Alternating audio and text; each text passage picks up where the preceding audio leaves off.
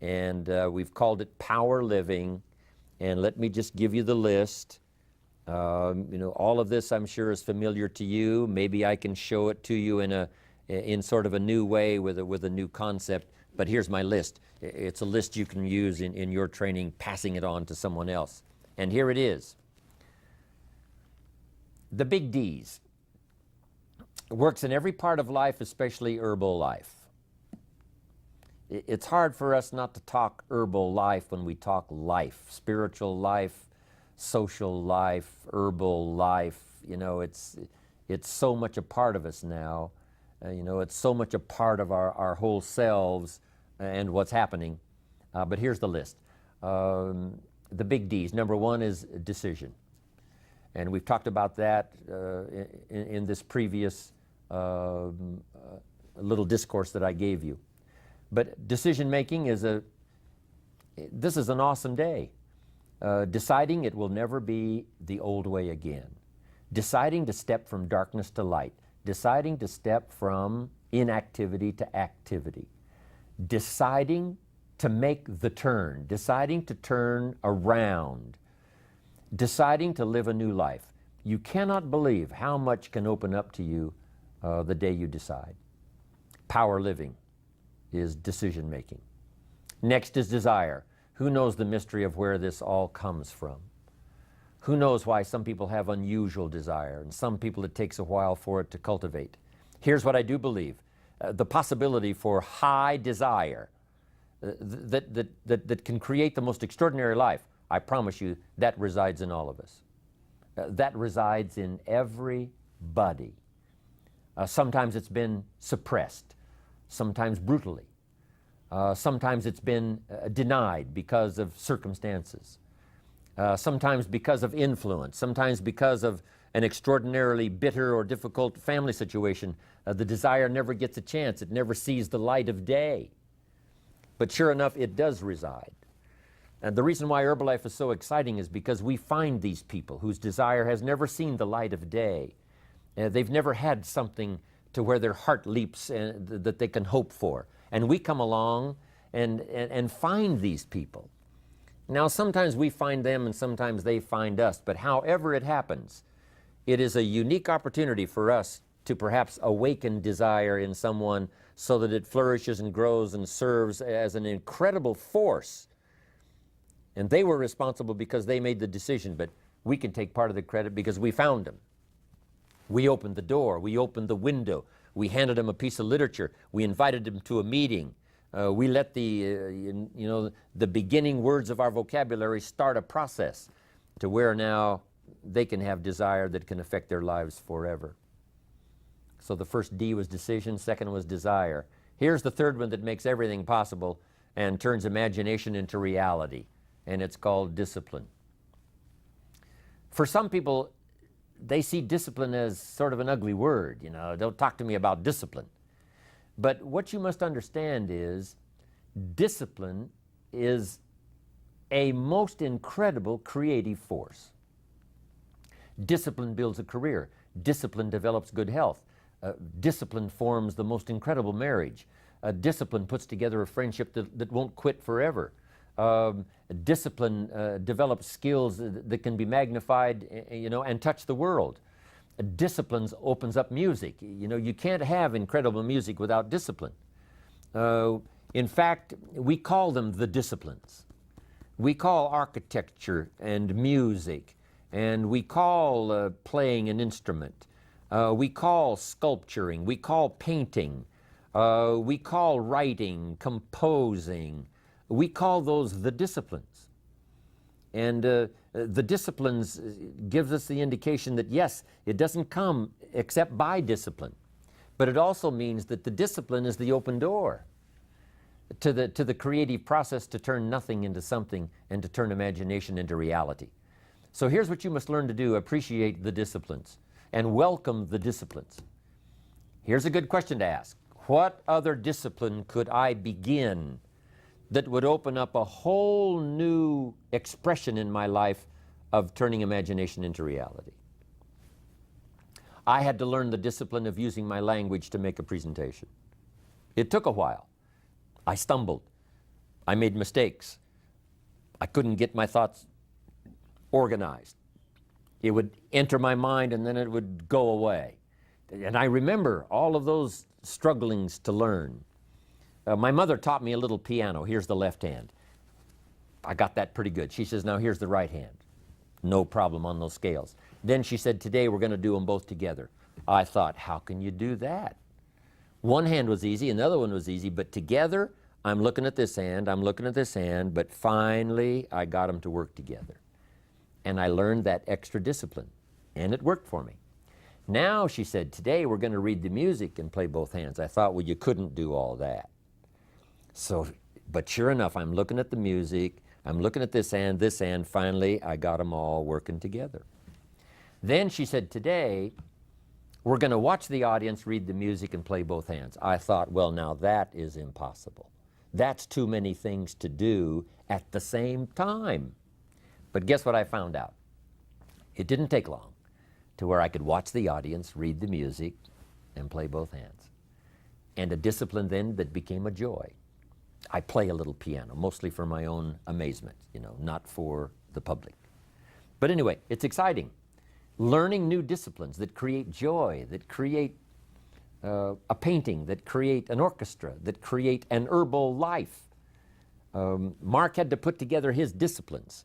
And the disciplines that he had to bring together several elements, the products and the marketing and the people and the support system, and the rallies and the extravaganzas. All this stuff had to come together, incorporating other people's disciplines as well as his own, but in a disciplined way that creates an enterprise. Without discipline, there is no enterprise.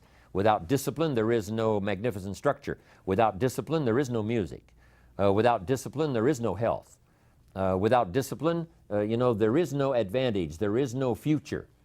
So discipline is all when it comes to imagination, having something real, believing in it, and turning it into reality.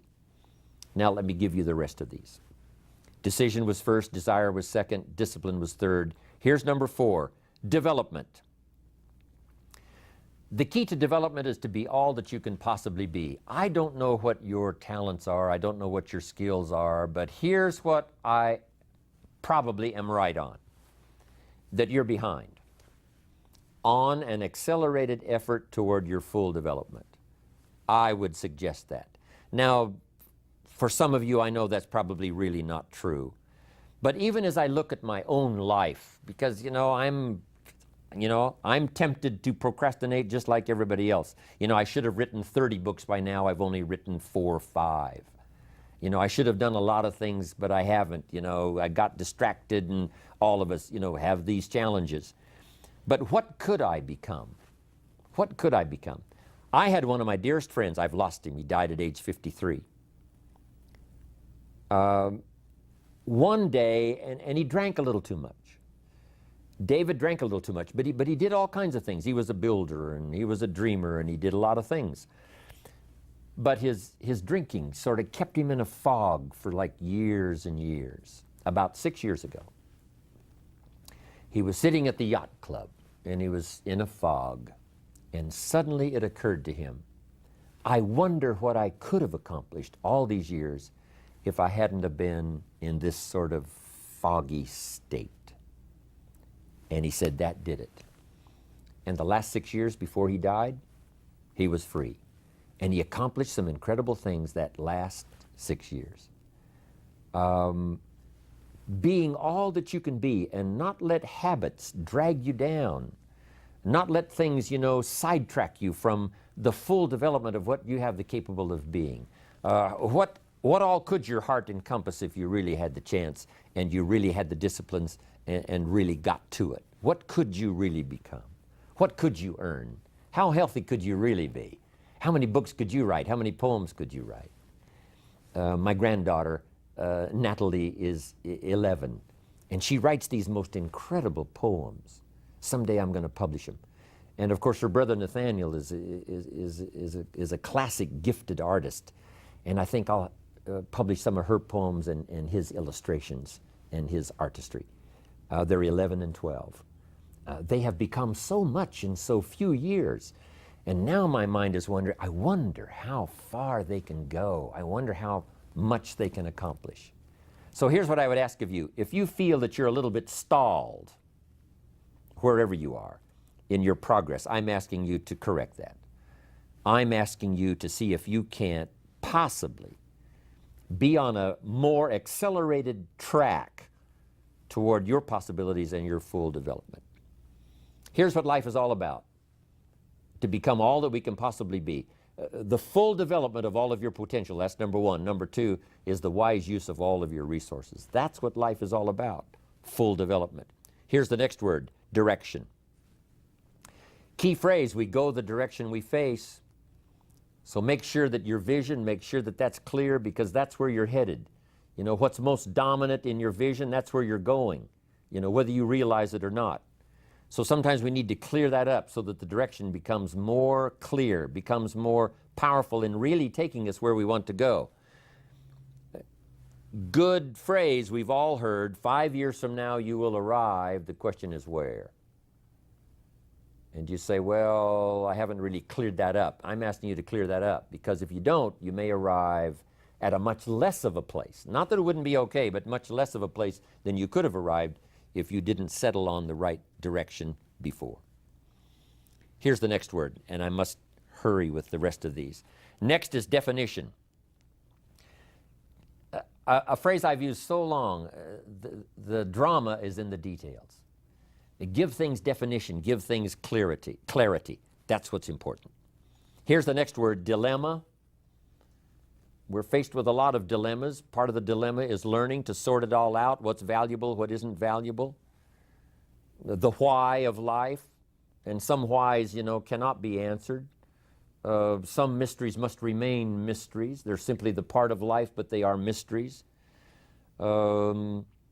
It seems that this is the way it is to the best of our ability, and we must try our best to understand the dilemmas, but don't persecute yourself and don't get too hard on yourself now if you don't understand it all, because nobody understands it all.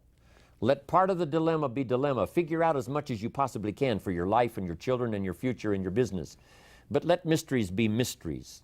Let some puzzles be puzzles, and let some of the whys just be whys. Somebody says why, it's just one of those whys. Next is delusion. Make sure you don't get faked out. There's an interesting story that says, don't build your house on the sand in the summer, because when the sky is blue and the clouds are white, it's easy to get faked out saying, hey, everything is so fine, I'll just build my house on the sand. That would be a mistake. So we must every once in a while ask if we might not be participating in some delusions. I wrote this one time: affirmation without discipline is the beginning of delusion. We must affirm our disciplines. We must affirm the truth and not be deluded. The great prayer says, lead us around temptation so we won't be deluded by the allure. Something that tells us it's going to taste good now, but something tells us it might taste good now, but the old prophet said later it turns bitter in the belly. Next is destination. You've got to have some clear places that you want to go. Herbalife is the most stimulating influence I know of, especially when it comes to business, to help you to determine a good destination. Where in 6 months? What accomplishments in 6 months? Change your pin from one to another. Where in terms of reaching people? Where in terms of your ability to influence? Would you like to be 1 year from now, 3 years from now? If you will start clearing up that destination and make your dreams a little more clear, and it's good to just dream about being successful. It's good to just dream about being healthy and powerful. But if you can be a little more clear in your destination, that will help you to secure the direction it takes to get there. And now here's the last one that's vitally important, and I'll close with this, and it's called dignity. One thing Mark chose in the very beginning when he started Herbalife, he decided to live a life of dignity. He wanted to be able to say, I'm proud of the way I started. I'm proud of the way it's gone. I'm proud that I've overcome my mistakes. I'm proud that I've learned from others. I walk with dignity because of the people I've helped, because of the lives I've changed, because of the countries I've now gone into, planted the Herbalife flag, and rendered all this incredible service. I'm proud that I didn't let mistakes overwhelm me. I'm proud I walk with dignity because I can truly say I have sincerely done every meeting. I've sincerely wished the best for everybody. I have sincerely wanted to have a refined marketing system that rewarded everybody for the effort they put in. I sincerely want to change people's health for the better and give them a longer life and a better life. I sincerely wish to do that. And I wish to do it within the guidelines. I wish to do it within a framework that creates dignity and self-respect and company respect. And as I appreciate Mark Hughes more after these 20 years, and I knew him 2 or 3 before then, he walks with dignity. And we all are walking with dignity in this unique enterprise called Herbalife. But in your personal life, make it an absolute that whatever you do, when the final sentences are coined about you and your life, they will say, not only did you do it well, not only did you do it with skill, not only did you do it maybe around the world, but you did it with honor and you did it with dignity.